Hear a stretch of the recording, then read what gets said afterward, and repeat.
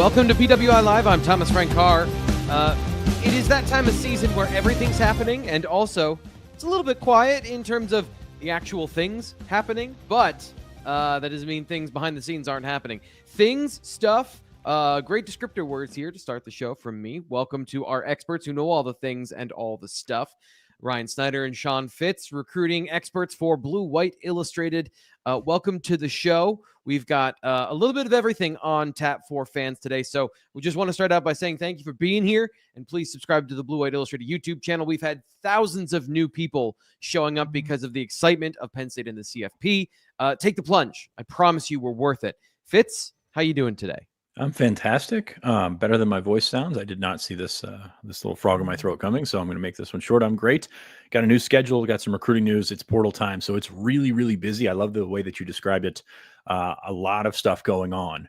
Maybe not the outward shell of stuff. I said it yesterday when I tweeted it. Not a lot of stuff has bubbled to the surface, but it's there on bluewhiteillustrated.com. Check it out. Ryan, you've been working on kind of putting a button and a bow on the class of 2025 over the last couple of days.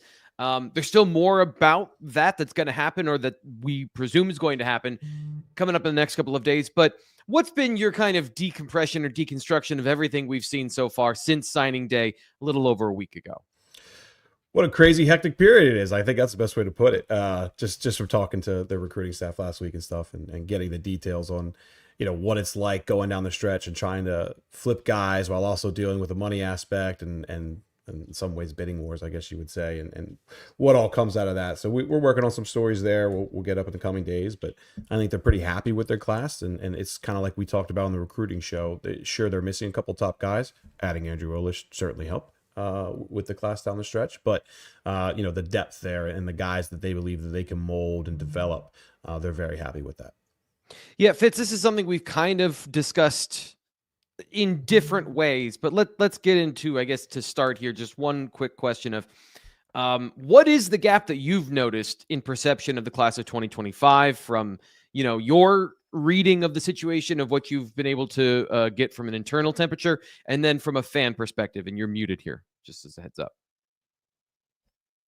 Perfect. That clearing of the throat really worked. No, I mean, I think there's obviously, so it's tough to explain, because when Penn State takes guys on scholarship, they think they can all play. Like, that's the thing. They think they can all develop into something that can eventually play in the NFL. Not just Penn State fans, college football fans don't really see it that way. The star system has really sort of, tinted how people see guys. And not only that, but like, we're looking at the portal right now, and a former 5-star goes in. It's like, oh, wow. I mean, you got two of them came into Penn State's roster last year, and you kind of see like this stuff is kind of detached. So, and that's coming from the star guys. Like, I definitely in taking the ratings, listen to what we say, but it's never a straight line. It's very much a gray area. That is all recruiting is a gray area. Penn State thinks they got a good class, but I think there's a realization there similar to what fans think, and you're kind of lacking star power at the top, playmaking ability, game changer type guys. And you've got guys that maybe can develop into that, but you look at past classes that have ranked very highly for Penn State, and the bread and butter is right up top. 2018 class was phenomenal. 2022 class was phenomenal. And you want to maybe 2026, I think, might be headed that way, which is a really good sign. But 2025, you're just kind of, bridging the gap at some spots. Quarterback is going to have an incredible impact on people's perception of how a class is as a whole. And you look at 2025, and a lot of Penn State fans not particularly excited. So I think that's kind of how I look at it. You're bringing these guys in to play a role, potentially be stars, because you look at some of Penn State's high draft picks, not necessarily the stars. So it's an inexact science. Absolutely. It's a lot of gray area, as I said before. But that's kind of what makes it fun to follow, I think. So I think that there's some really, really good potential in, the triangle numbers, the size, the height, weight, length, all these numbers that Penn State values so much. Now it's about coaching them up and developing them to players that they can potentially be, because it can be a 50% hit rate, as it always is. It's just a matter of which guys will eventually get there. Just as a observation I've had over time is that coaches talk about with players controlling the things you can control, and it's the guys that give the best effort, and it's the guys that are the best football players that become the superstars because they've been pre-selected for the other traits they can't control, like their size, their athleticism, things like that. Penn State, as you've mentioned, and I wrote this in a preview of one of the transfer portal players we'll talk about. Penn State doesn't recruit or doesn't target football players that can't play at their program. They're not going to be involved with somebody generally that doesn't have the requisite talent to fit. So it's more about what is the characteristics, what is the bandwidth of those players from that perspective. And hopefully that's what we provide you here on the Blue White Illustrated YouTube channel and at bluewhiteillustrated.com. You can sign up right now for $1 and get information from our guys about all that stuff for a week for free, for that $1, basically for free. And then you can decide if you want to join us for the foreseeable future for a yearly commitment. We'd love it if you did. I just had an interaction with somebody on the message board, C. Paul King, who is a regular here on the YouTube channel, now a member of bluewhiteillustrated.com. So there are people here from the chat that are here all the time that are members of bluewhiteillustrated.com who've taken the plunge. So join them as well. Appreciate everybody for being here. One more pitch on top of that, T. Frank. We got our numbers for November, which were really good. We appreciate everybody coming through here. But also we got our numbers for our metrics. Like, we had 4 Blue White Illustrated staff members in the top 30 with over 1,000 posts each on the message board. When I was at my old company, my quota was 300 posts a month. 1,000 posts a month. Ryan smirking because he's the 5th. But it's very interactive with the staff. It's very interactive with guys answering your questions at all hours of the day. I see Ryan on there at like 4:30 in the morning. He had 800. Damn it! I thought I did good. It was a really good effort there, champ. No, it's a really interactive environment. You get a lot of your questions answered. You get a lot of banter. You get to interact with Nate Bauer, which is everybody's dream, obviously. So you definitely check us out because it's more than just the stories. It's more than just the info. It's a lot that goes on behind the scenes, and that's where it is on the Blue White Illustrated message board. Some of the things we've been talking about, and Ryan is excellent with getting kick times, but we now have the template for Ryan to go to work on that because yesterday the Penn State football schedule was revealed in its entirety, in its linear fashion, as it will happen on the actual calendar.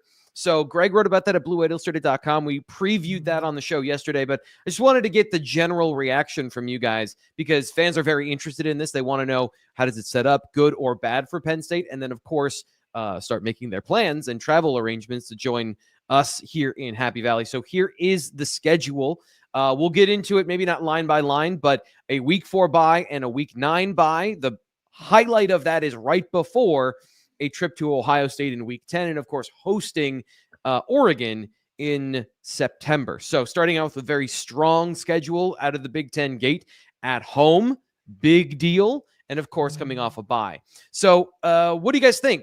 Ryan, what do you think of the schedule generally? As good or bad, advantageous, disadvantage for Penn State? I think I'm going to be going to watch a lot of high school games in September. That's what I think I'm going to be doing because, man, Nevada, FIU, Villanova is rough. I got to be honest. And I understand it completely, right? James has talked about this multiple times about, why are we hurting our chances? And I understand why Penn State fans don't like that. I get it. The West Virginia games are fun. Auburn's fun. There's a lot of reason to still have those games, and ticket sales and all those things are important. So we'll see down the road. Obviously, they have Syracuse lined up. I still feel like there's going to be some sort of Big Ten SEC agreement deal, something down the road. I just feel like it's the networks will want it. I think it evens the playing field for. It'll be like the ACC Big Ten Challenge kind of. I just feel like that will happen down the road. And the fact that I don't ever see Penn State scheduling, tougher opponents down the road. I know we don't want to read into that too much, but I just feel like that's still something we're going to see maybe towards the latter half of this decade. But, the schedule is definitely harder than this year. Obviously, trips to Iowa, always difficult. We'll see UCLA right after Oregon stands out to me. That's a tough little stretch there going all the way out to the West Coast after you have to play Oregon at home. But, we'll see if Indiana can bounce back and do what they did this year. Kind of think that's going to be difficult to set that standard for a school that size or that with that, whatever you want to call it, marquee, whatever. And then we'll see with Nebraska, will Dylan Raiola take that next step? Will they get those transfers in there that they need to take that next step as a program this year? So, it's not my favorite schedule from a home perspective. I feel like we're looking at it right now. It's kind of meh. But Mm-hmm. I didn't expect Indiana to be in the college football playoff this year, and we'll see with Nebraska. There is stuff there with Nebraska. I don't know. I feel like I say that every year, and they never take the next step. Yeah, and I guess that's the same question. Illinois has had a hard time sustaining what they were a very good program, and they were still a good program this year, but not necessarily the program that has been building. So I guess the question is, does Indiana maintain and sustain this level of success? Was it driven partially by their schedule this year?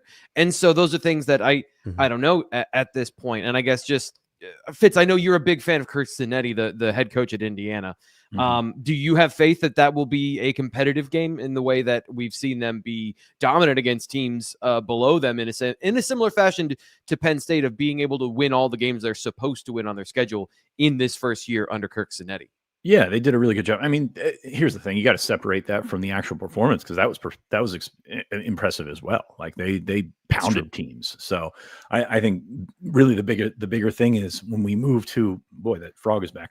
When we move to bigger conferences, we really watered down a lot of it. Like, you can take away divisions, you can take away some of the things that you had in the last decade, but 18 teams in a league, you're going to protect some of your top guys. I think that's pretty obvious. But at the same time, it's like you're not going to have all quality wins. You're going to play Northwestern. You're going to play, they play at Rutgers, which could be a tricky situation. Like at the end of the year, You're saying the opposite of what James Franklin says, though, that the Big Ten has only gotten deeper and it's only gotten more talented and more competitive. And I agree. I kind of agree with what you're saying of, I think the middle is stronger, but the upper tier added Oregon, and USC hasn't really delivered on the promise of a blue blood program. So I guess that are you saying like they're setting this up to get as many teams as possible into the playoff? Yeah, I think so. I mean, that's the whole goal. You look at the payout structure, you get $4 million for every team that makes the playoff, and then multiple millions on top of that for every team that advances. So yeah, I mean, I don't think they made Indiana's schedule with thinking that Indiana would be making a run at the college football playoff. But what you do when you bring 4 more teams into the mix is, it just kind of spreads everything out. You're just it's a math game at that point. I don't think it's a conspiracy or anything like that. But the SEC kind of had the same issue. You look at what Texas played this year, and that's not a great schedule either. So again, I'm firmly on team get the wins, and this is a decent setup to hopefully get the wins. The bye week before Oregon is great. It's very funny. Penn State fought hard for a home opener to the Big Ten, and they got it. They did with Oregon coming to town. So I think it's like a love note with a grenade attached to it. Like I don't know. It's great. And then better than going to Oregon. What's that? I said it's better than going to Oregon. Yeah, Oregon's great. But no, I mean, you look at the next schedule, you go to UCLA the following week, and what they've had this year for the most part across the conference was you go to the West Coast, you come back and you get a bye. You don't get that. Now you get Northwestern the next week, which is seemingly a softer landing. So there is that, but it's just I think they're learning about the schedules. Greg posted some of the athletic story about how they had 130 different schedule combinations or something like that. And I don't know how they do it. It seems very overly complicated, or very complicated to the point of overly complicated. But no qualms about how this worked out for Penn State, especially with those buys before Oregon and Ohio State, which what that gives us. James Franklin bye week discourse. I can't wait. Oh, after buys. Yes. Oh, the records are going to be updated weekly as we get towards that. The Real Zeal says SMU. Want to know. Here's the thing.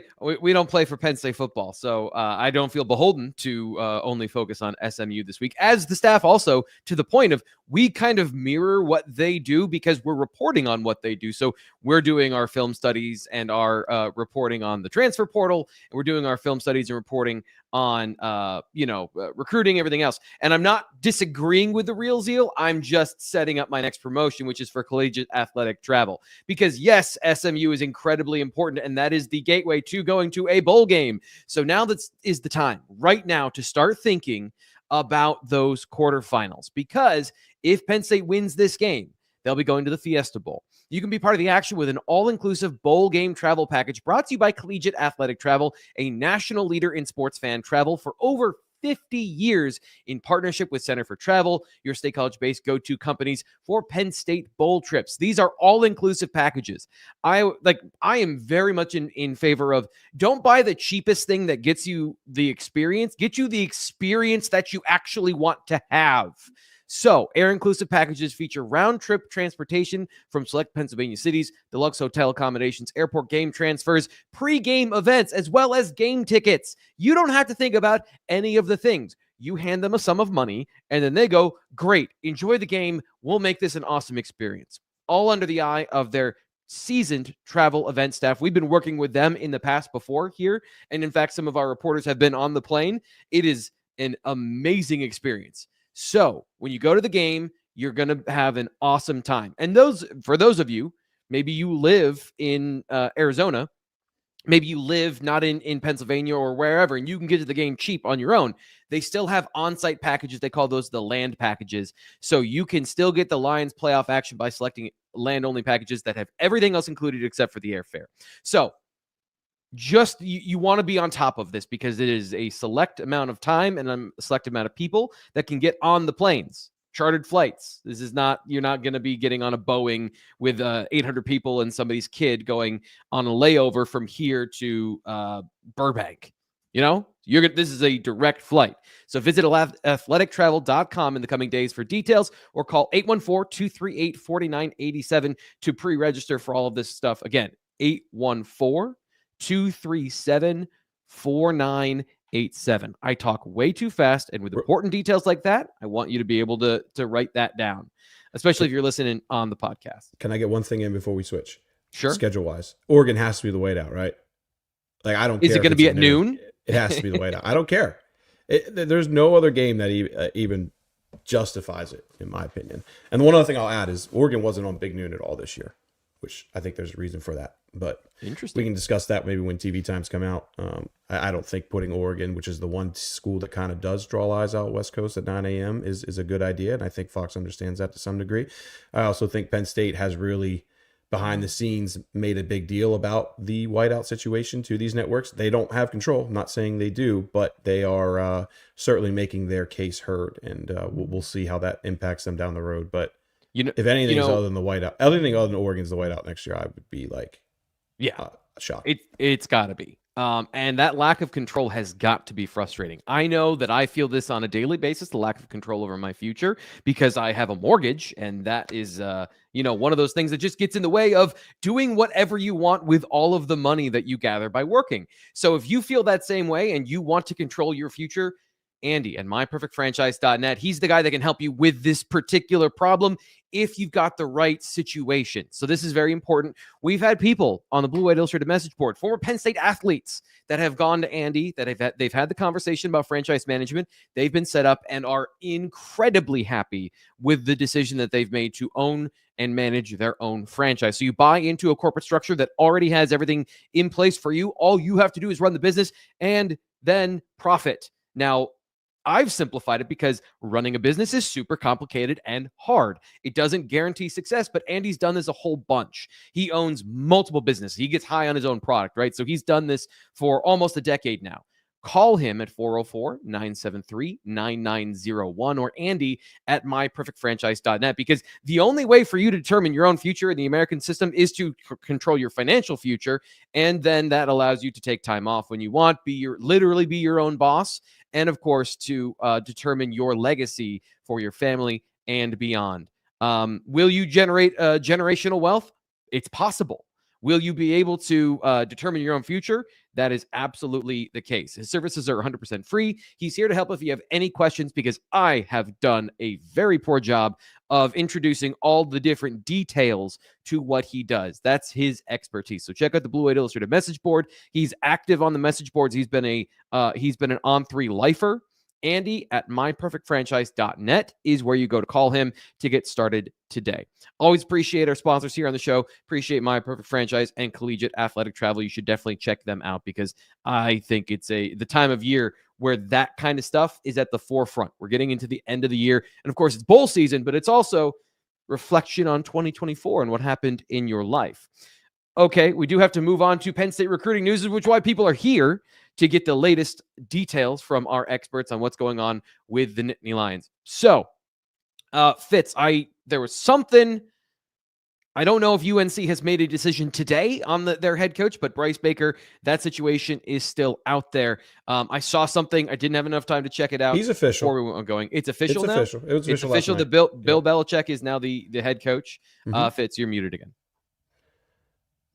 We keep T. Frank under a rock just to review film and do shows, so he was not able to see that. But no, he's official now, which is that's a big deal.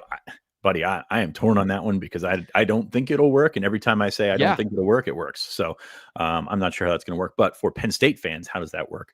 Well, Bryce Baker's still out there. He's still, I'll label him as uncommitted just because he did not sign. Unsigned is the way to go. But the quarterback from North Carolina, still considering Penn State, North Carolina, LSU in there a little bit, but it seems like it's just Penn State and North Carolina at this point.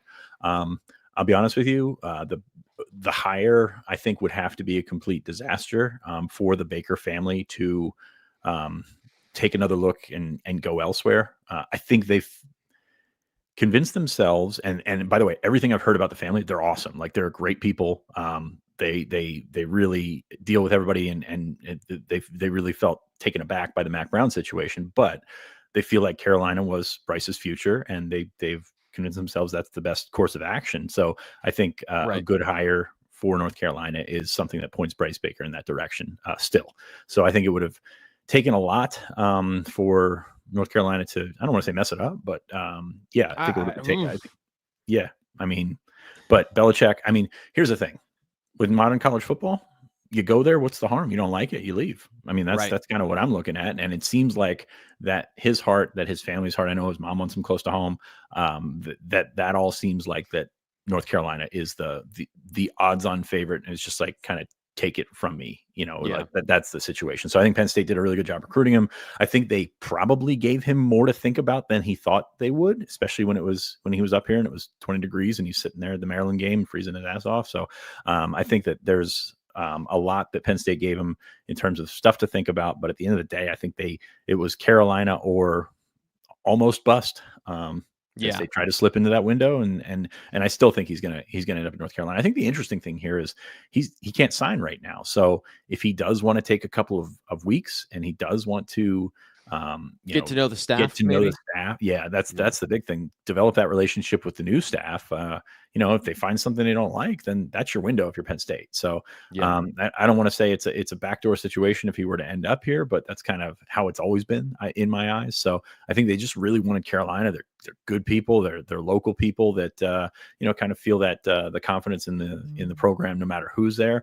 And if Belichick comes in and they do what they say they're going to do with NIL, which is increasing the budget from, what did they say, 4 million to 20 million or something like that, then I mean, that's just one of those ones you kind of tip your hat and go on your way. But I think Penn State's still going to, they're still going to stay in as much as possible. And that's what you got to do right now is basically sow doubt in, hey, Belichick, here's what he did without Tom Brady. Here's what the last few years in New England look like. T. Frank, I know you have opinions on this. I have a lot of opinions. I have decades of opinions. That's what you got to do. You call it negative recruiting, but you also call it recruiting. So that's kind of where I'm at with Bryce Baker. So I think he goes to North Carolina, but I think Penn State did pretty much all it could in this situation. There is an interesting aspect of this as football on the college level professionalizes. Why wouldn't you get one of the best professional coaches of all time to come in and run your program? Because he has an institutional understanding of how salary cap management works, et cetera, et cetera, et cetera. But here's the thing. Maybe you got one of the greatest defensive coaches of all time. You also have one of the worst general managers of all time. If you look at his player acquisition when he was running things almost, I don't want to say single-handedly, but essentially being the decision maker on all levels. Once Tom Brady was there to remove the backstop on the offense was an unmitigated disaster. And for a quarterback, like, I understand Bryce Baker actually is, if we're going to, as you said, kind of rolled your eyes at the idea of pro style college, modern, he's a modern quarterback. He is a quarterback that is mobile and can move, but is he Tom Brady to fix an offense that is run by Matt Patricia? Like, that's not a good situation either. So you can build a case either way in terms of the decision-making of Bill Belichick as a general manager and then as a manager of a football with an offense. So those are both things. And I think you're right. As long as the pitch isn't terrible and he doesn't do any harm there. I think that what you've painted is the picture that will be the one that plays out. But I think it would be not that hard to make a case against Bill Belichick, especially for a quarterback. Yeah, I'm curious how this works with the new direction of college football. There's going to be general managers. There's going to be CEO, head coaches, which there always has been, but like guys that are, kind of not answering to the GM, but like working in tandem pretty high up on the pecking order with the GM. So is he both? Is he, because I don't think he would be ready for what the college aspect of that is going to bring, because that's going to bring in contracts, that's going to bring in a lot of legal talk, and you're going to surround yourself with people that you hope can do that at all colleges. And I saw he was bringing in an executive that he had with him in Cleveland. I think it was last in Cleveland. So like there's a new look to this staff, and which that's starting, which it's what you're starting to see all over college football. So how much is he, I don't want to say figurehead, but how much is he lording over the program as the guy that's actually going to do the recruiting versus the guy that just wants to coach? And that's kind of the guy he's always been. Ryan, do you have any thoughts on this situation? I know that Fitz and I have been talking about not as passionate as you do, T. Frank. Clearly, listen. There's a lot of Buffalo Bills unmitigated disaster. Listen, made some bad moves. Go back and look at his receiver recruiting and tell me that this guy knows how to identify a wide receiver in his. We don't talk receiver recruiting on this podcast. You know that. Oh, really? Really? That's because this comment says that we do, and I'm not leaving it up for very long. A couple of things. One, it was very interesting to me how low UNC's budget was, how that news has kind of come out now. That was kind of setting Mac Brown up for failure when those kind of numbers came out. That grabbed my attention. As far as Bryce Baker goes, if I'm his family, he has no reason to rush. North Carolina does not start classes until January 8th. I would assume, he wants to see who that quarterback coach is, who that offensive coordinator is, and take it from there. So I would assume that this drags out a little bit longer.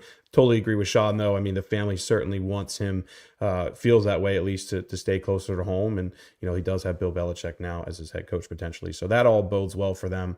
But we'll see. I mean, I think Penn State's not going to give up there at all. We've seen them be aggressive down the stretch, and, time will tell. Even I know North Carolina's not going to get rid of Bryce Baker or anything, but if Penn State is pushing harder than maybe they are down the stretch, or maybe they see something else there in the portal, whatever it may be, just keep those things in mind here as we go down these next couple of weeks. That to me is the wrench, the portal there is if you bring in a quarterback that's a fifth year guy, it doesn't really do much. It doesn't change the math much. But if you bring in a guy like Duke went out and got the kid from Tulane, that's going to be a sophomore, I think. So you got a guy with 3 more years left. You bring him in as your guy, like that does change some things. So I'm not fully convinced that won't happen, but I'm not sure what Belichick would have lined up. It's, he watches everything, but at the same time, how do you get your own guy if you don't have a background in college? Just listening to the way he talked on that Pat McAfee show, it certainly feels like they want to lean into the portal a little bit, just as far as talking about NFL, and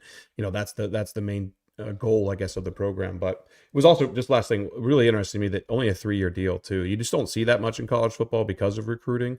I thought that was interesting. Just obviously because he wants to go back to the NFL and he wants to get the all-time record for wins. Like this is, I don't see this. If you want to do that, then why take this job now? There's no reason to take this job. Nobody wants to hire the worst GM in the history of the NFL over the last 10 years. I'm sorry, like this. A little harsh. I know the Jets. I know. No, I know. I'm accidentally hot take artist. Have you heard of the Raiders? I don't know. Have you heard of that program at all? But that team, but they haven't been very good either for a while. But anyway, just a few things that grab my mind. We'll see. I agree with Sean though. It's in UNC's court. Go ahead. I saw his comments about how he would run a program, which was obviously a recruiting pitch. But that's not going to fly for everyone. I'm very curious. It really reminds me of Bill O'Brien when he came to Penn State. And you look at Bill O'Brien's early recruiting classes, and I know they were marred by sanctions and, you couldn't really get stuff done. But there was a certain subset of kid that they would go after because it's kind of no frills, no bullshit, just the NFL style. I don't know that there's many kids out there like that anymore with the situation with the NIL and all that stuff. It's very interesting to me how this is going to work, because I think it's been a long 13 years or whatever since Bill O'Brien came in and started recruiting and had some success, but at the same time it's not for everybody. And North Carolina, I think, is going to be one of those programs that they will get guys, they will get really, really good guys, but it's not going to be for everybody. And that's Yeah. got to build a whole roster here. Okay, so I will reserve the rest of my hot takes for a different show that is not about the Buffalo Bills and watching the New England Patriots from afar. Andrew Olesh. We have not discussed Andrew Olesh as a group since his signing almost a week ago. We did do our breaking news conversations for both of Quay Guilford and Andrew Olesh, which are next on our conversation docket. Let's start with the immediate guy who's going to join the class in 2025. How big of a deal was this? And I forget who I did which video with. Ryan, I want to get your thoughts on Olesh first, because I think Fitz and I did the Olesh video. So what are your thoughts on this turning the way it did here at the very end? Certainly from an outside perspective, it's big. Fans were very excited about it, right? I mean, just look at the reaction to it. It's very positive news. I'll still come back to, this is what we talked about on the recruiting show, that I always thought Penn State would be fine at tight end, no matter how it would play out. They're always, I think, going to be fine at tight end. But obviously, there's a reason that Andrew's the second-ranked tight end in the country. And, watching his film, he has absolutely progressed a good bit, especially sophomore to junior year, and then even junior year to senior year. You do see that progression. And, that's very important. That's a massive part on why Penn State coveted him. At the same time, he is the number one recruit in Pennsylvania. We know that how important that is to James Franklin. So, again, circle back to the outside, it's big. He's the top ranked guy in the class. It helped him move up the rankings, all those good things. I would just also add to me, there are other positions like adding an elite wide receiver or adding elite defensive tackles, things like that in my opinion, help Penn State take that next step as a program, because those are the spots that, I still mark down and look at as, maybe the few positions that'll hold them back down the road. Fitz, what are your extended thoughts on this situation? And I know that I get very excited about players that have a certain athletic profile that does not present a ton of weaknesses. But like you said, there's nothing that says that Andrew Olesh, as a high 4-star, borderline 5-star talent, is going to succeed. So I guess where do you fall on the list of contribute early, not contribute early? Because that was a big part of this conversation too. So I guess what are your kind of thoughts in that vein? Yeah, I mean, I think that he certainly can. It's going to be just basically a carbon copy of Luke Reynolds from last year. You got to figure out how you got to put that weight on. He's about 211 pounds right now, somewhere in there. I forget what Penn State announced him as, but like, you got to get stronger, put the weight on. He's going to get here in January. He might get here. Penn State keeps playing. They might get some of these guys in after Christmas for some bowl practice or playoff practices. That's going to be a hard habit to kick. But you get some of these guys in and start working him in, and, Chuck Losey is going to be their best friend and worst enemy at the same time. So he's got to get bigger, stronger, faster. And that's just a part of being an incoming freshman. So I don't think it's any different than any others, but you look at his skill set, you look at the size and the athletic numbers that he has to get through. And then you look at Penn State's like penchant to play guys. Like they will, like, I think the people are just like, thinking that it's all seniority and, you can complain like that. One of the complaints on the board last week was they played Tyler Elsdon too much. And, I think they played Tyler Elsdon 13% of snaps this year. Like when that person there's is a out hangover effect, right, from 2023 where Kobe King still had to earn the spot. Correct. Yeah. I mean, but it's more than that. It's like, you see that guy out there once and you think he's out there a bunch, and that's kind of what I'm what I'm thinking about, like with a guy like Elsdon. But they will play freshmen if they can play. I mean, Luke Reynolds, you can say that the Rapelier injury changed the math, and it absolutely did, but at the same time he played quite a bit for not just for a true freshman, but quite a bit for a third tight end. So Penn State at this position, at a position that they've been successful with, and they've really churned some guys through to the NFL, and kind of been an assembly line for them. Hey, you got to have confidence that you're going to have, number one, in yourself, and then you got to have confidence that Penn State will play the best guys. And I think that's something that got around to them eventually. It wasn't always the case. You kind of heard coming off of the first commitment that he was not interested in Penn State because of Luke Reynolds being a class ahead of him. But all of a sudden, Luke Reynolds plays, and that might change some things. Now, I do think Tyler Warren probably has more of an impact than anything. But that's just kind of the position and how things have worked out at Penn State. So you've got an opportunity to continue to grow that room. Jerry Cross hit the portal last week. Joey Schlaffer is lower on the pecking order, but Warren's going to move on. Dinkins is going to start next year. Reynolds is going to be there. Rappleyea is going to move back. It's going to be an uber competitive room, and you're adding 3 guys that are like fit right into that room athletically, and that's very very tough to do, especially at that size. One last thing. It's all about blocking, in my opinion. If Olesh wants to go on the field, strength, learning how to block, we know what he can do as a tight end. He's got good hands, very athletic. Get in the strength program, take that next step blocking over these next 6 months or so, because he will be an early enrollee, and that's what, critical. In my opinion, will determine it.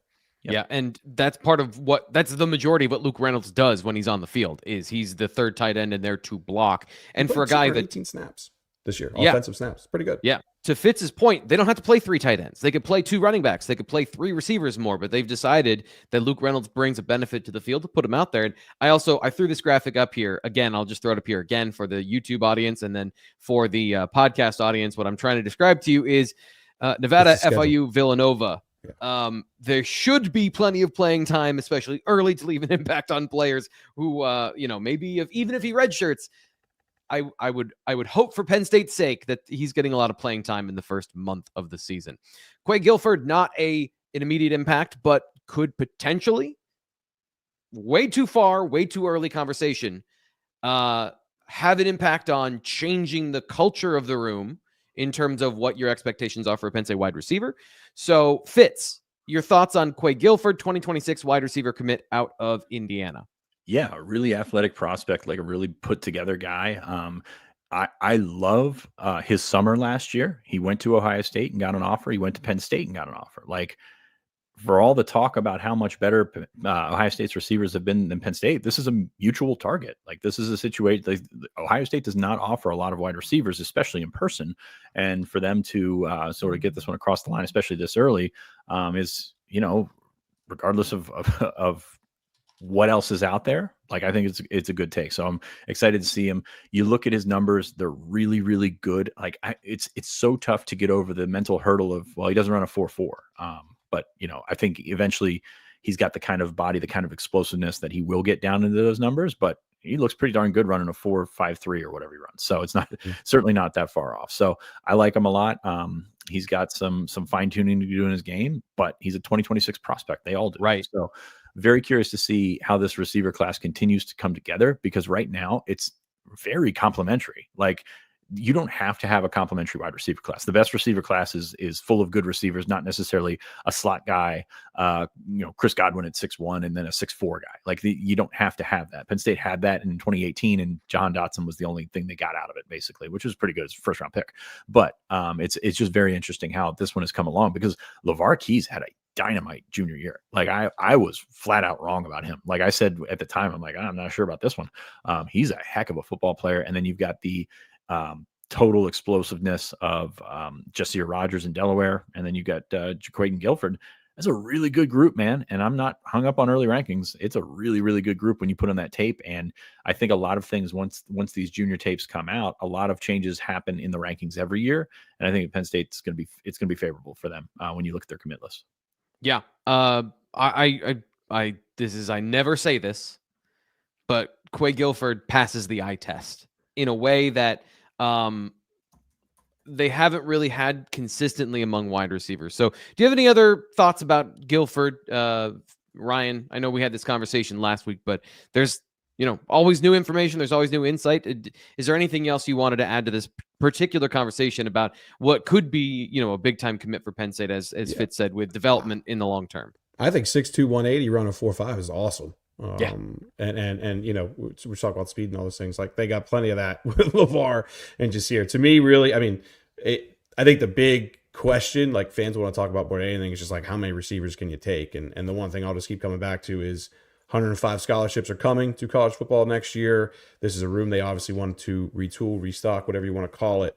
Of course, the portal is going to be big. We will get into that topic here in a bit. But, like, how many receivers they bring in this year, and whether they bring in young receivers too. Obviously, the guys they're flirting with now seem to be a little bit older guys that they want to make an impact right, as soon as next year. But if they are able to add a younger guy or two down the stretch, that would maybe have an impact on the total 2026 number.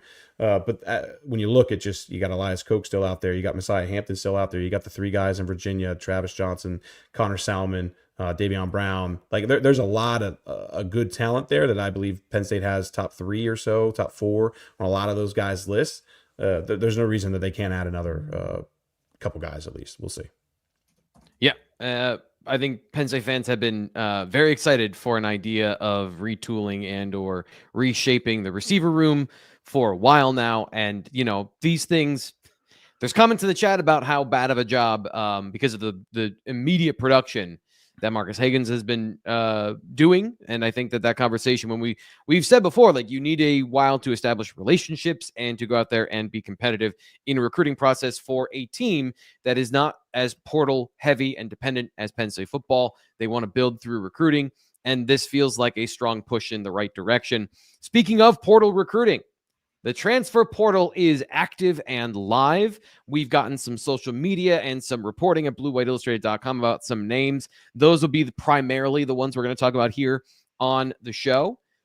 But there's a ton more, because we've had comments in the chat saying, why isn't Penn State more aggressive at receiver? Why haven't they gone after X, B, C, D, E?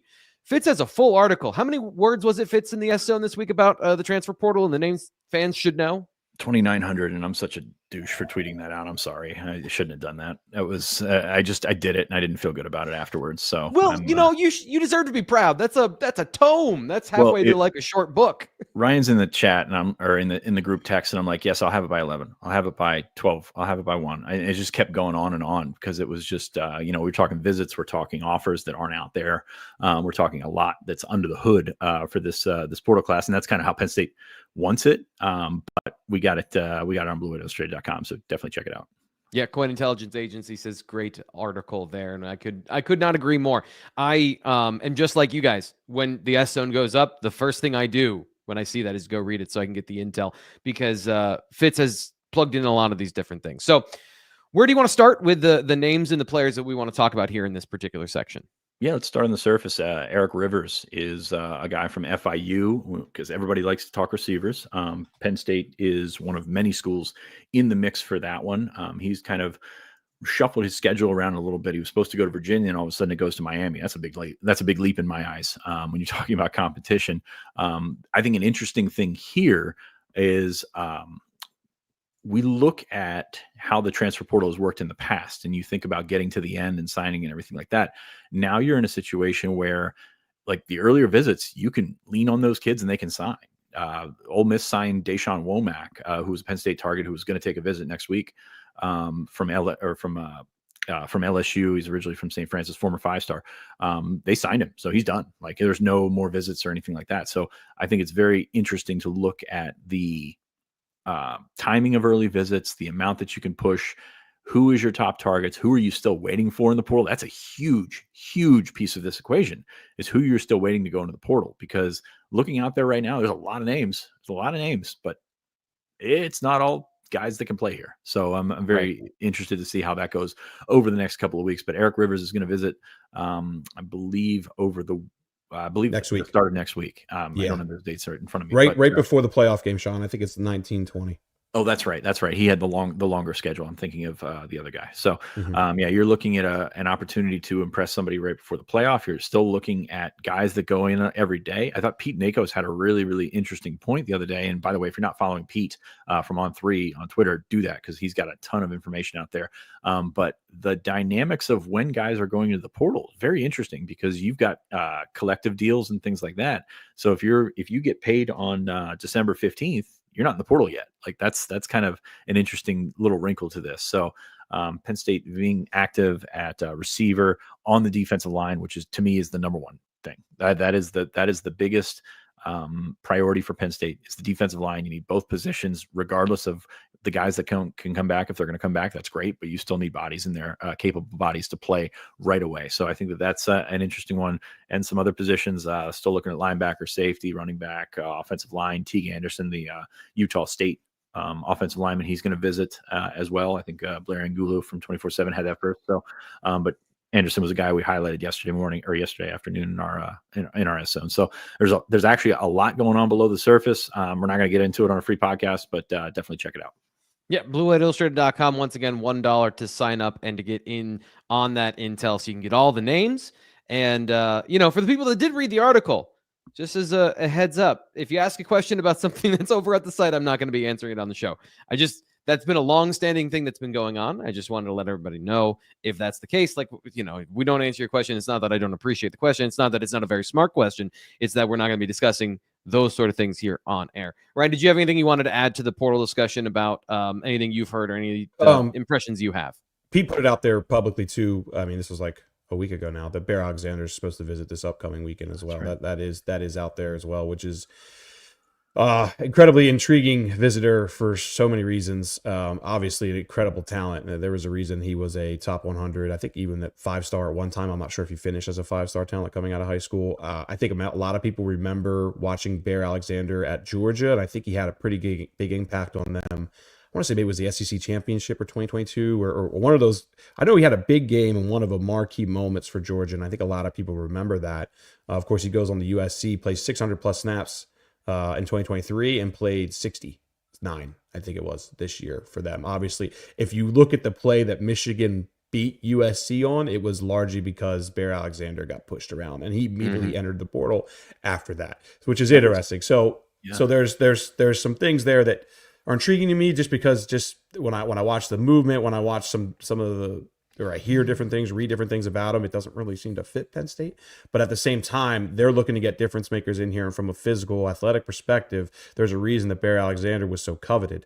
Again, going from Georgia to USC too. I mean, I think it speaks for what people see in his potential. But the movements and some other things just kind of make me wonder about that fit. Time will tell. He's supposed to go to Oregon, and was he at SMU? Sean? SMU. He was at SMU earlier this week. Yeah, it's a very professional situation. If a 5-star is a first-round pick, there's an allegory there.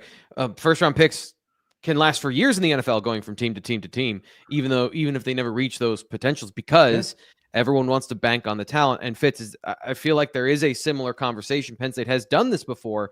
At the recruiting level, T.A. Cunningham enters the transfer portal this week. A guy with maybe unlimited upside in terms of like his movement skills, his ability, but all of the other things from a football application standpoint, there's a long way to go there. So I'm not saying it's a one-for-one thing, but do you see like there is a trend of Penn State is willing to take a flyer every once in a while on a guy who could hit and hit big? Well, I mean, you look at the need. You need defensive tackles. I mean, to me, this is the reverse Keandre Lambert-Smith, right? Like this is a situation where if you have an opportunity to bring this guy in for a year, and hey, they get him on campus, they gotta figure out what he is. Like they have a relationship with him dating back to the high school, and that's all well and good, but you have to figure out who this guy actually is.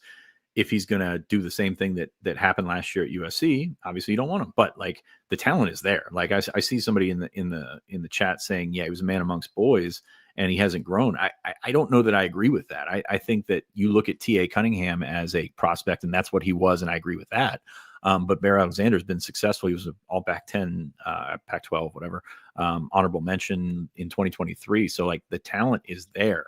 Is the effort going to be there? Is this a situation that has humbled him to the point where he's picking the best opportunity to get him paid by the NFL? Like, and to me, that's what he should be doing. Like, but can you get over that mental hump of, hey, if I can get this now, like I'm going to get it now. Like, so I'm very torn on this because, as Ryan said, it does not fit the profile of what Penn State has done in the portal at all. And I'm very curious to see if it would be a situation where, that they have him in and it's just like, okay, well, thank you very much. Cause they have done that before. Like this is a job interview as much as it is a visit and a sell job. You look at, the kid from the kick returner from Indiana that went to Florida State last year. They brought him in, and I think they could have had him if they wanted him, but it was not one that they thought fit. And Colby Young was the same way. Went to Georgia this year, got in a lot of trouble. Like there's still screening going on. It's not just a situation of, hey, what can you do for me on the football field? Penn State still has to balance and I'm not putting Penn State on a pedestal here, but Penn State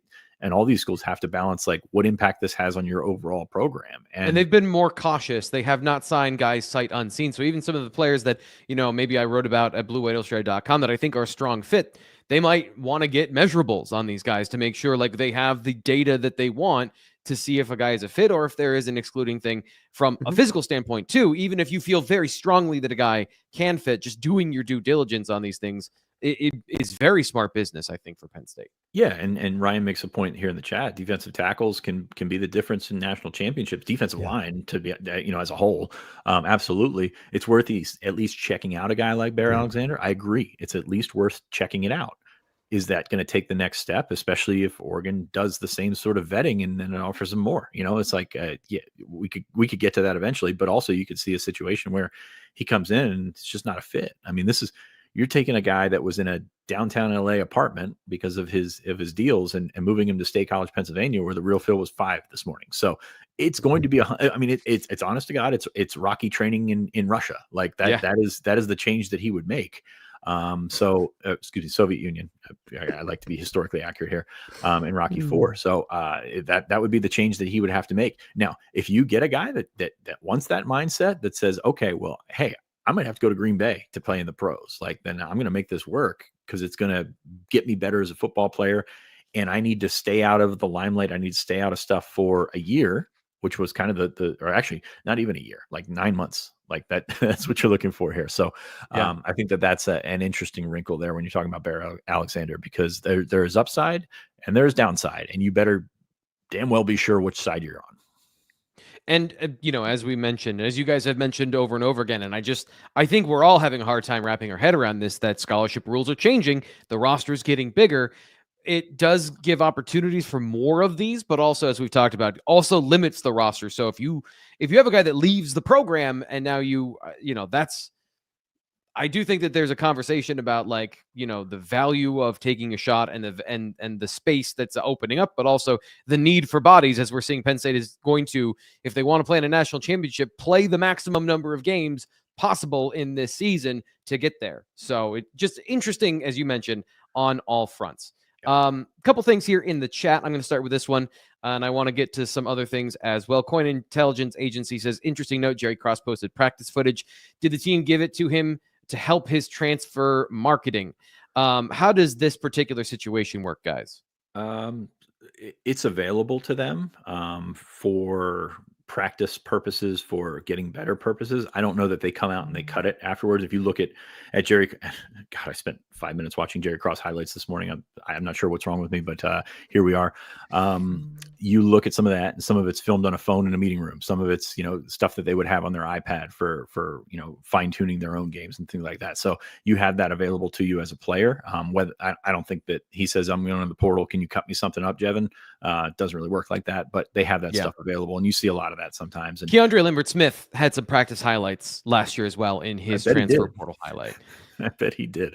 No, I mean, you look at a lot of guys that have transferred out, and it's that raw practice footage, which is really fun to watch. Like, now, a lot of if you check up at the top, there's dates on that, so a lot of that's 2023 from Jerry Cross. But that was interesting to watch this morning, especially for a 260-pound tight end, no blocking on there whatsoever. So I'm very curious how that's going to go. Well, there are highlights of him blocking in game from this past season, and I would not have put them on there if I were Jerry Cross, having analyzed the way and all the best to Jerry. Jerry's awesome. Like, I think he's a good player. I think that is a testament to the room, how good that room is. I think he can go somewhere and play, and I'm excited to see where he lands at the next stop. It's just going to be, it's going to be tough to get over. You went a couple of years and didn't break through. So find your level and go from there, because he's still a talented player and a great kid. Stephen Light with some, these are some music lyrics. Waiting is the hardest part. That's Tom Petty. Thank you very much. This one here, I didn't know if you guys had an answer to. Can you rate the best states for Penn State prospects? Feels like Maryland is being overlooked. Quince Orchard was very good all year, is what he's saying. Do we have this internally or externally at On3 in terms of state recruiting ranking, or am I misinterpreting his question here about Maryland being a priority for Penn State? Yeah, I think it's about mostly the latter, which states are the priorities for Penn State. And I will say, with the population dynamics in the region, it's really interesting to look at where you get certain cycles. And, Penn State hadn't done anything in New Jersey since, I think, Amin Vanover until Vabu Toure last year. Like, there is 4 or 5 classes that went by without a New Jersey kid. And you look at the classes, and it's not like they're missing anyone crazy good. Like, yeah, but you get those kind of cycles, and all of them are important. Pennsylvania, number one. I mean, you got to start at home. And I think that goes without saying. You look at how Penn State responded to the situation that they were in this offseason, when they lost a bunch of those in-state kids, and they stayed on them, and they eventually flipped the number one prospect in Pennsylvania, and Andrew Olesh. Like that stuff matters to them. So you get a little bit more wiggle room with being an in-state kid. And I think you're going to see that in 2026. Penn State's probably going to grab some guys from Pennsylvania that, Penn State fans are going to be like, was he above the line or something like that? And I think they will, especially with the way that rosters are being changed and structured and things like that. Beyond that, Maryland, I think, is still very important. But again, Maryland's had similar cycles where they go through, and there's prospects, yes, but not at the same level that we've seen.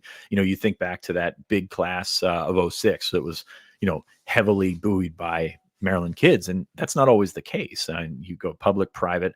That's the thing I like about Maryland, is a really good combination of public and private, and you can find more gems. Ivan Kamaju, for example, in the Maryland publics there. So, and the Maryland private guys, I think, have an advantage because, you play for good counsel, you play for DeMatha, you're on the radar kind of automatically. So I think that's an interesting dynamic there. And Virginia, very important for Penn State, especially Northern Virginia is its own state. The Tidewater region is its own state. Penn State probably needs to do better in the Tidewater region, but you go out and you get a guy like Matthew Otten that helps things, that changes some things. So I think those are the three that jump out to me. New Jersey is so up and down, so hot and cold with what they do. And honestly, the parochial schools in North Jersey have not been fruitful for Penn State. Like you've gotten a couple guys. They got Malachi Goodman, obviously, this year.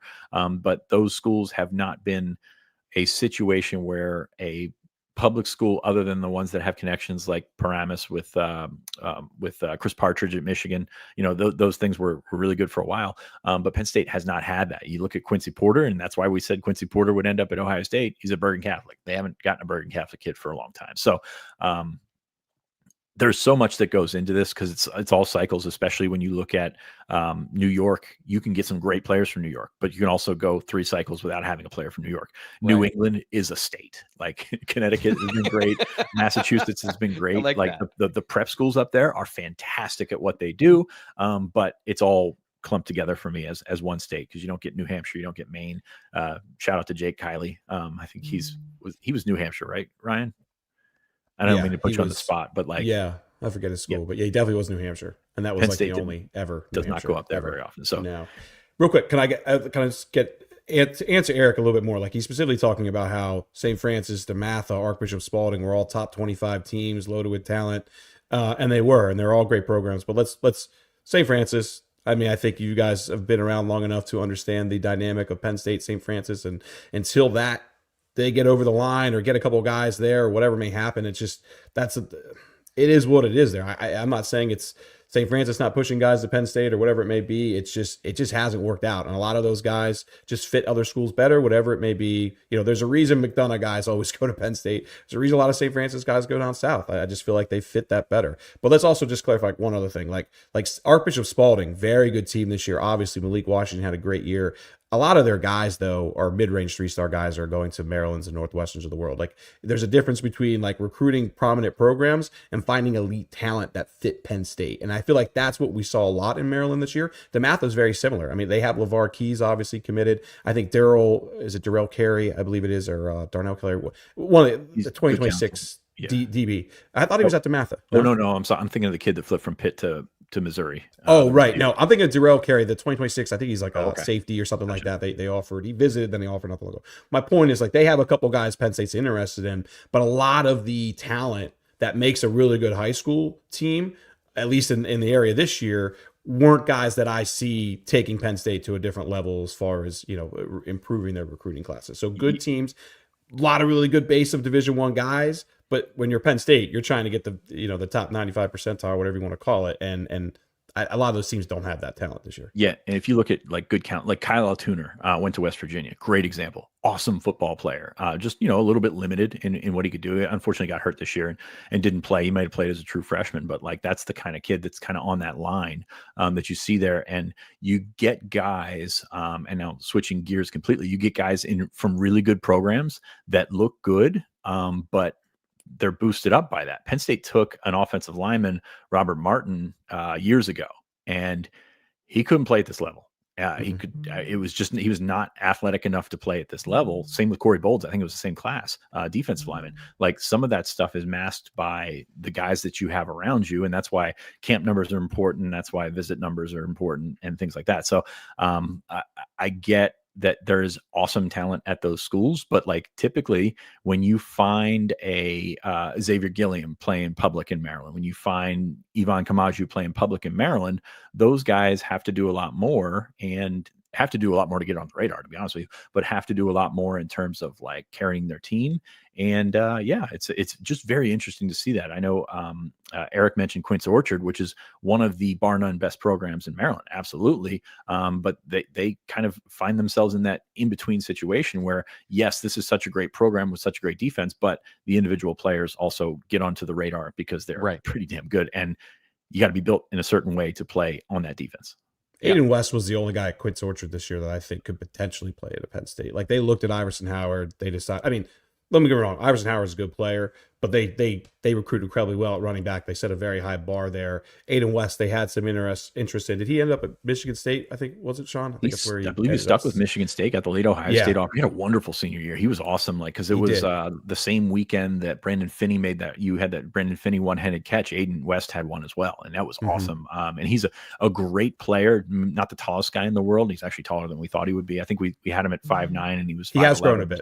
Yeah. So, but he's an awesome player. And that's the kind of thing that you look back in a couple of years, and number one, that's why you keep up relationships, just in case he does hit and all of a sudden you need a corner in the market, and you feel like you have that relationship. Number two, you're gonna miss on guys. Like that is everybody misses on everybody. Like it's not a situation where Penn State just had this guy in their backyard and all of a sudden like, oh, he's the best player of all time. Like no, there's development that goes in there. There's evaluations that go in there.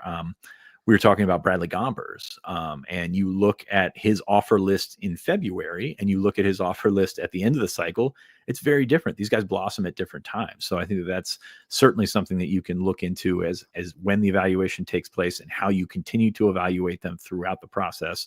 And by the time you get to the end of the cycle, in a case like Aiden West, you've got 4 corners in the class already. So it's like, you kind of find yourself out. So, but I guess if they're good enough, they'll find your way into, or that offer will find your way into your pocket. We don't have time to answer the question here, but KJ Johnson has an interesting supposition. He saw a report that Penn State was 13th in NIL for 2024, so apparently not as bad as most of us think. Will that help us land elite 2026 prospects? I also think it's important here, KJ, that 13th, but what's the difference between 13 and 5, 13 and 1? Like the stratification there is probably the thing I don't know off the top of the hand from your conversation here about what we have. Ryan, you seem to have an answer here. One school that was on that list is Oregon. Enough said. I mean, I don't know how much stock you can put into that.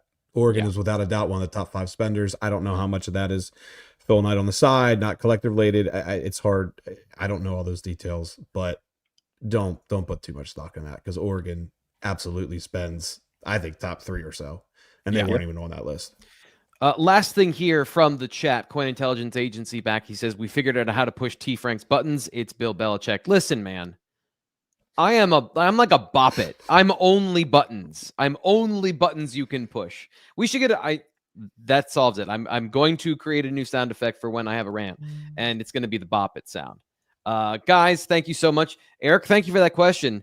That was a really in-depth discussion, and I think a lot of really great context from Fitz and from Ryan here to end the show. Appreciate everyone being here. Fitz, you got one last thought? Yeah, David made the best point on this, is that NIL is improving. I think that's the key thing.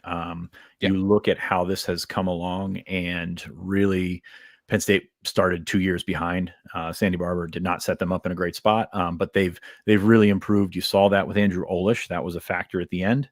You saw that with kind of how this thing has come together, or you might see that how it comes together in the transfer portal. They have the ability to be more aggressive right now, and I think that's the thing to take out of it. This literally just happened. I apologize, but I do feel like we should talk about it here on the show. Thank you to who Hinky Process says Schefter just tweeted KJ Winston officially going to the draft. So I just wanted to put this up here and get a quick reaction for the guys before we end the show. Penn State captain and all Big Ten safety Kevin Winston Jr. has declared for the NFL draft after suffering a partially torn ACL in week 2 practice that ended his season. Cowboys head team physician Dr. Dan Cooper performed the surgery on Winston's knee. He is on pace to be cleared for on-field drills by March 1st ahead of the NFL draft. And of course, then you have the first and foremost. With that being said, I'm incredibly happy. Please respect my decision. Hashtag blessed, all in the actual post from Kevin Winston Jr. So Fitz, we've been talking about this at BlueWhiteIllustrated.com. The conversation about KJ Winston and all of these details. Now that they're finally out here, anything else you guys want to add to the story of KJ Winston here?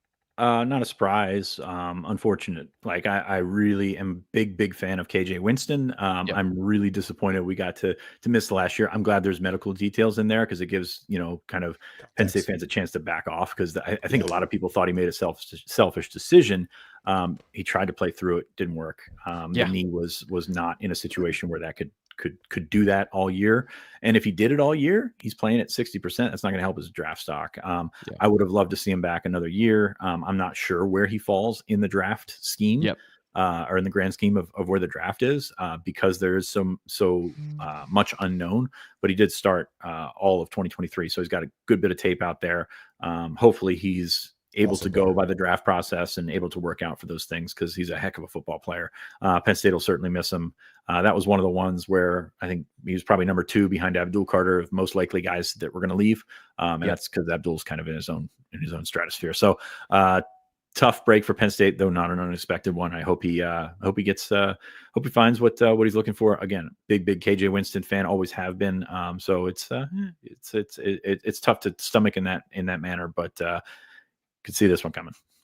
Ryan, your thoughts here? Good to know it's partially torn ACL. I think a lot of people, including myself, kind of speculated maybe it would be the meniscus. We knew it was kind of a knee area, but we didn't know details with that. And then when you saw him not in a cast, or at least the first time I saw him in any sort of immobilizer was the Ohio State game. I believe he was on the sideline. That was the first time I spotted him. You guys may have seen something else at practice. Am I wrong with that, or any idea?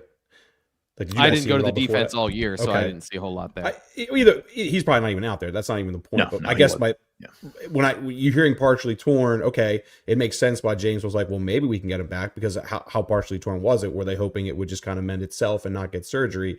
It all kind of makes a little more sense now, 6-7 weeks into the season, on why, looks like he did have some sort of surgery now because he's in the immobilizer. We didn't see that earlier in the year.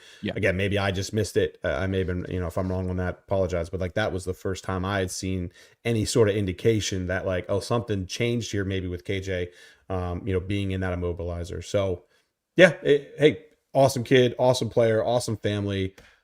Like Sean said, we're all big KJ Winston fans. Go get your money, man. National championship defense with him. I mean, that's the worst part about this is how much it changed what Penn State had to do on defense this year.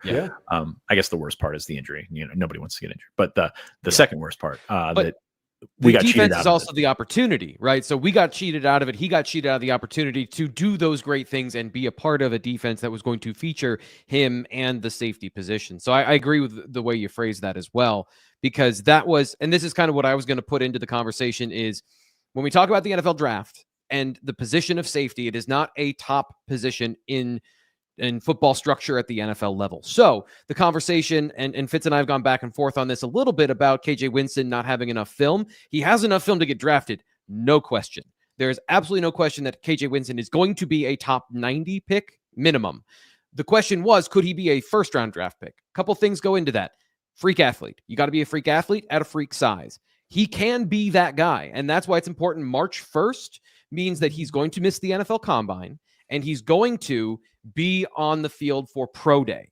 So that's going to be his big opportunity. Unless that timeline is updated, he's going to have to do a lot of this at Pro Day to prove, hey, I'm a 4-4 safety. Secondarily, from a oh, go ahead, Fitz. Is You that jump timeline in. out there? I'm sorry. I'm just we're doing this on the fly. So I'm He just says curious. it in the tweet here from Adam Schefter. It says on-field drills by March 1st ahead of the draft. So that would be after the NFL Combine. We were having these conversations. My wife is a personal trainer with some understanding of injury and rehab, and I was asking her, like, can he be, not knowing the injury, can he be on a track to be at the Combine to prove to NFL teams, hey, he's going to ace the interviews. He's going to be a great personal organizational fit for every NFL team. That's not a question. He's going to get ringing endorsements from everybody they speak to. But does the athlete constitute going in the first round? And that was my argument for, if you come back, absolutely he can put that on film. And then from a perspective of what he did in 2023 in Manny Diaz's defense, he played that boundary position, kind of an apex, top of the box run defender. And at times, he was a bit of a third or fourth linebacker. Teams in the NFL, it's better now because there's more too high defenses. So there's more of guys aren't going to be pigeonholed into free or strong safety. But this is what happened to Jaquan Brisker, is he didn't run in the 4.4s. And all the film from 2021 was, hey, he's in the box because Penn State lost all their defensive tackles. And the conversation around him was, this is a box safety. Second round pick, goes to the Bears. Unfortunately got injured this year, but at least found the right place. KJ Winston with this year could have been putting on film, I cover, I hit, I tackle. He missed one tackle in his entire Penn State career, I think it was. He might have, before the injury, I think during the game against Bowling Green, he missed a couple of tackles, and it took a partially torn ACL for that to happen. So I just wanted to set the picture for, I think, the draft conversation and expectation for KJ Winston here to get out on the show. And we're going super long here, so I appreciate you guys just doing this here and having this conversation about KJ Winston. But I want to give you, as always, I want to give you guys the final word. Fitz, anything you want to clean up there? No, not really. I'm excited to see his pro prospects again. I think he's a really good prospect. I mean, just the letdown is just, hey, he played 1 week and he was the National Defensive Player of the Week. Yeah, he had a good year in him, and that sucks to see it. Yeah, the Bills need 2 safeties at this point, and they run the exact defense that he would fit in. I'm just making my pitch now to Brandon Beane. Please, dear God, draft somebody that isn't a 4.7 athlete at safety. But again, that's not this show. That's a different show that I still don't do.